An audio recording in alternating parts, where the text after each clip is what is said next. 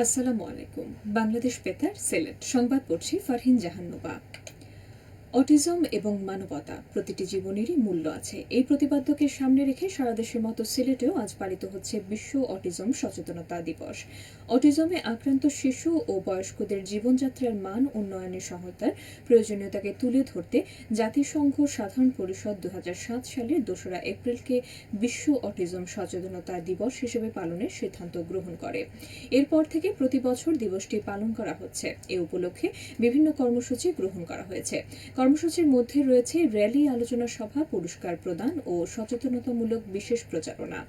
যুব ও ক্রীড়া প্রতিমন্ত্রী মোহাম্মদ আমিনুল হক বলেছেন, দেশের খেলাধুলাকে সুসংগঠিত ও টেকসই ভিত্তির উপর দাঁড় করাতে সরকার একটি সমন্বিত ক্রীড়া কাঠামো বাস্তবায়নের উদ্যোগ গ্রহণ করেছে।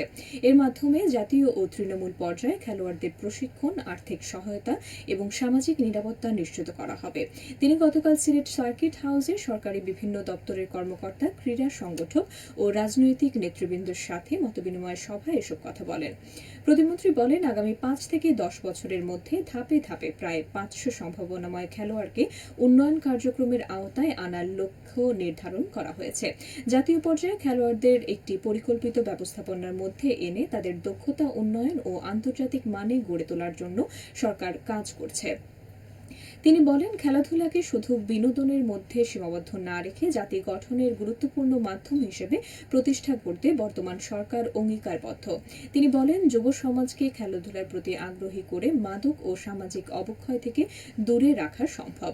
সভায় সিলেট সিটি কর্পোরেশনের প্রশাসক আব্দুল কাইয়ুম চৌধুরী, বিভাগীয় কমিশনার খান মোহাম্মদ রেজা উন নবী, বিভিন্ন জেলার জেলা প্রশাসক সহ বিভিন্ন দপ্তরের কর্মকর্তাগণ উপস্থিত ছিলেন। এছাড়া প্রতিমন্ত্রী গতকাল সিলেট জেলা স্টেডিয়াম পরিদর্শন করেন। এ সময় তিনি বলেন, আগামী শিক্ষাবর্ষের 4র্থ শ্রেণী থেকে ক্রীড়া বাধ্যতামূলক করা হবে এবং ক্রীড়া বৃত্তি প্রদানের ব্যবস্থা করা হবে। তিনি বলেন, আগামী 30 এপ্রিল সিলেট জেলা স্টেডিয়াম সহ দেশের সব জেলায় একযোগে নতুন ক্রীড়া কর্মসূচি শুরু করা হবে। প্রথম ধাপে ফুটবল, ক্রিকেট সহ 7টি বিষয়ে এই কর্মসূচি চালু হবে। এতে 12 থেকে 14 বছর বয়সী কিশোর কিশোরীরা অংশ নেবেন।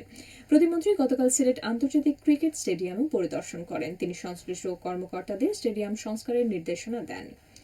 সিলেট বিভাগের সকল সিএনজি ও পেট্রোল পাম্প অনির্দিষ্টকালের জন্য বন্ধ ঘোষণা করা হয়েছে। আজ রাত থেকে বন্ধের কার্যকারিতা শুরু করেছে পেট্রোল পাম্প মালিকরা।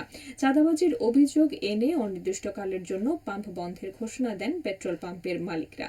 বিষয়টির সত্যতা নিশ্চিত করেছেন Bangladesh petroleum dealers distribution agents and petroleum owners association Sylhet বিভাগীয় কমিটির সভাপতি জুবায়ের আহমদ চৌধুরী ও সেক্রেটারি হুমায়ুন আহমেদ। হাম প্রতিরোধে দেশব্যাপী টিকাদান কর্মসূচি শুরু হবে আগামী রবিবার। স্বাস্থ্য ও পরিবার কল্যাণ মন্ত্রী সরদার মোহাম্মদ শাখাওয়াত হোসেন গতকাল রাজধানীতে এক ব্রিফিংয়ে এই ঘোষণা দেন। কর্মসূচির আওতায় 6 মাস থেকে 10 বছর বয়সী শিশুদের হামের টিকা দেয়া হবে। সারা দেশের টিকা কার্যক্রম ভালোভাবে সম্পন্ন করতে স্বাস্থ্যকর্মীদের সব ছুটি বাতিল করা হয়েছে। সিলেটের বালাগঞ্জ উপজেলায় যুব উন্নয়ন অফিসের উদ্যোগে শুরু হয়েছে 6 দিনব্যাপী ভ্রাম্যমাণ যুব প্রশিক্ষণ কর্মসূচি। গতকাল নিরাপদ যুব সমিতির কার্যালয়ে আয়োজিত এই প্রশিক্ষণ কর্মশালার উদ্বোধন করেন উপজেলা যুব উন্নয়ন কর্মকর্তা মোহাম্মদ এম আহমদুল্লাহ।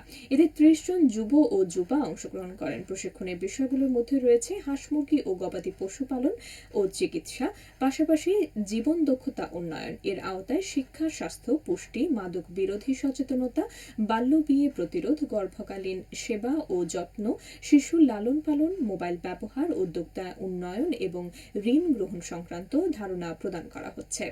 প্রশিক্ষণ শেষে অংশগ্রহণকারীদের সনদ ও যাতায়াত ভাতা প্রদান করা হবে। সিলেটের জৈন্তাপুর সীমান্তে পৃথক অভিযানে ভারতীয় একটি রয়্যাল এনফিল্ড মোটরসাইকেল সহ প্রায় 13 লাখ টাকার গরু ও চোরাই পণ্য জব্দ করেছে যোগীগঞ্জ ব্যাটালিয়ন। বিজিবি সূত্র জানায়, গত 31 মার্চ রাতে গোপন সংবাদের ভিত্তিতে জৈন্তাপুর উপজেলার চাঙ্গিল এলাকায় অভিযান পরিচালনা করা হয়। এ সময় সীমান্তের শূন্য লাইন থেকে প্রায় 1 কিলোমিটার অভ্যন্তরে মালিকবিহীন অবস্থায় একটি ভারতীয় রয়্যাল এনফিল্ড মোটরসাইকেল জব্দ করা হয়, যার আনুমানিক মূল্য 4.5 লাখ লাখ টাকা। এদিকে জৈন্তাপুর ও কানাইঘাট উপজেলার সীমান্ত এলাকায় মালিকবিহীন অবস্থায় 8টি ভারতীয় গরু এবং 550 কেজি চিনি জব্দ করা হয়। জব্দকৃত এসব পণ্যের আনুমানিক মূল্য প্রায় 8,82,500 টাকা। দুটি অভিযানে জব্দ হওয়া মোট মালামালের মূল্য দাঁড়িয়েছে 13,32,500 টাকা। সবশেষে আবহাওয়া।